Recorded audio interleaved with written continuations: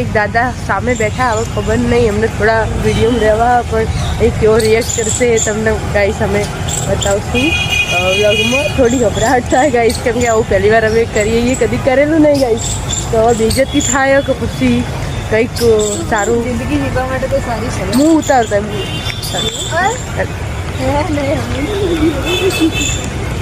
તો એક દાદા બેઠા છે ગાઈસ, તમે જોઈ શકો છો. તો દાદાની સ્માઈલ આવી રહી છે. તમે અમને આગળ વધવા માટે તમે એક સલાહ આપો. જો માળા માતાજીની કરવાની, જે તમે દેવને માનતા હોય. હા, માતાજીની માળા 108 માળા 108.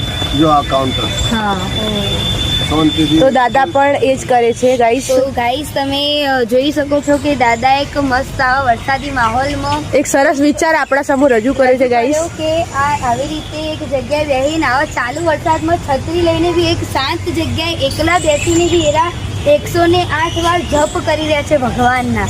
કે એમને અમે એવી સલાહ આપીઓ કે તમે બી આવા મનને રિલેક્સ કરવા માટે એક આવી જગ્યા ઉપર બેસો, શાંત મન તમારું કરીને ભગવાનના 108 વાર જપ કરો, ભક્તિ કરો. તો થેન્ક યુ.